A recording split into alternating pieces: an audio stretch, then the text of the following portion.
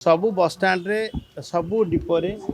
EV charging station रहिबो EV policy जो भले भाव आसी 2047 सुधा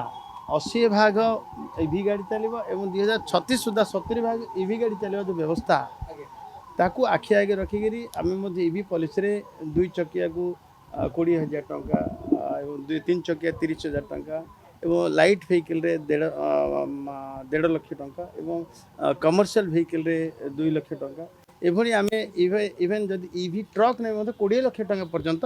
तार सब्सिडी व्यवस्था भी करूँ। तो ईवी पॉलिसी रे जिते कड़ाकड़ी भाव आम समस्ते पालन करवा समस्ते मानवा तो निश्चित भाव 2036 2047 जो भाव ईवी गाड़ी प्रचलन हम से संपूर्ण सफल हो पार निश्चित भाव कार्यकारी करुच्ची। आप देखिए प्रथम प्रथम जो भाव अन्य राज्य लोके आसिक ओडार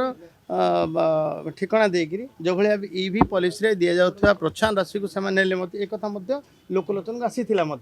एवं आमे समस्ते सतर्क रहा दरकार अच्छी आमे समस्ते सरकार जोगाउथिबा योजना को कार्यकारी कराइबार आवश्यकता अछि।